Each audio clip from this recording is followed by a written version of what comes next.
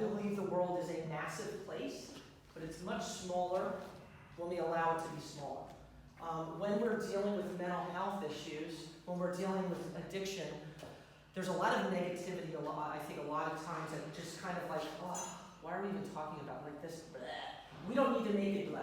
You know, I think when we unblah it, it's a very technical term, we make it more approachable. And so really my intention with today's presentation is, it's about making mental health, it's about making issues that every single one of us are affected by, whether we choose to close our eyes about it or not, making it more approachable, making it more digestible, making it something that I'm going to say this, get excited about.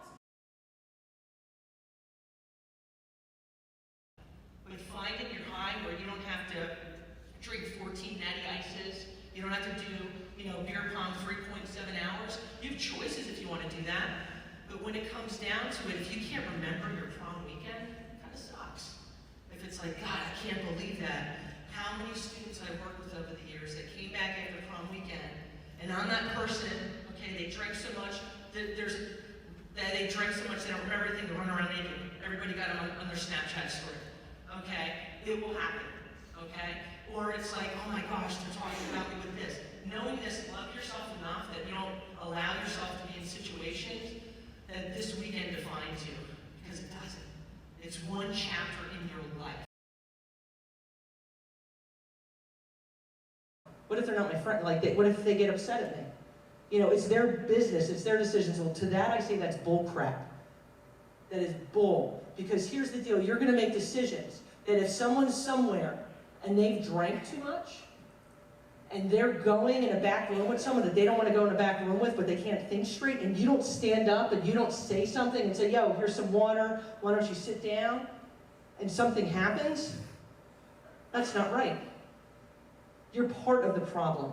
Somebody drinks too much, and first of all, if no one's cutting them off on how much they're drinking, and then they find the keys and they get behind the car and they get a DUI and they either hurt themselves or someone else, you're part of the problem if you didn't speak up. And it goes for the fact that in this room, from your 320, how many people in your class, 250?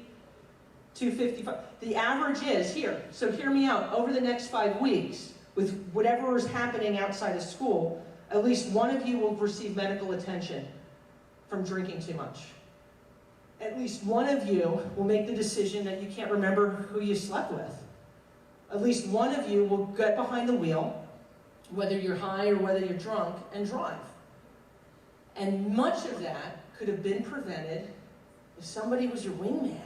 Does that make sense? And in a very short period of time, somebody's life can change. And what else?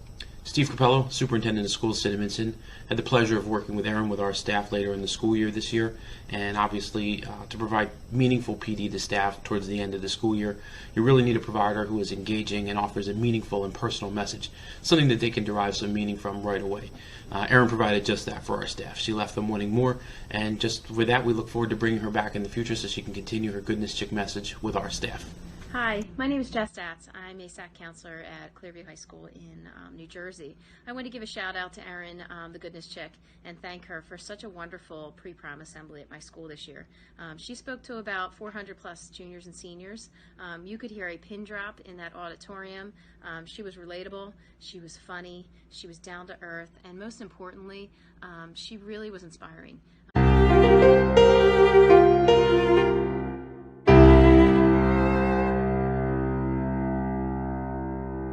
Is, and my belief from the bottom of my heart, if we get kids to tap into that, things that they've really never tapped into before, because it's embarrassing, it's personal. For all of us, if we went through and talked about it, it's uncomfortable, right? And we're adults. Now you talk to a 16-year-old kid, it's some pretty heavy stuff, correct?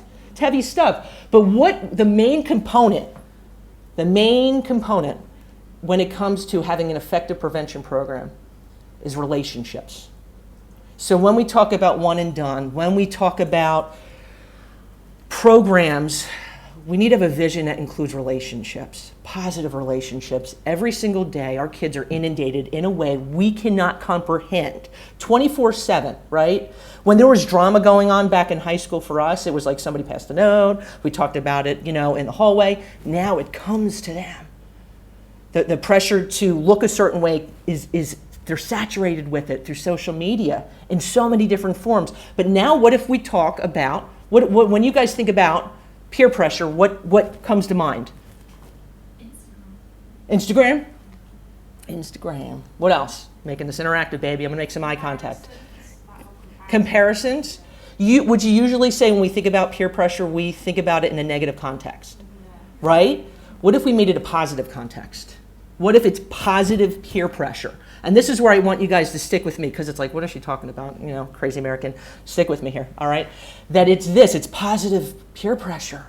You're creating a culture and a climate within a school, whether that's, in the States we call it a high school or middle school, and that's usually between 12 and 18 years of age. They have so much peer pressure in a negative context. If we flip it upside down and we make it positive, what does that look like?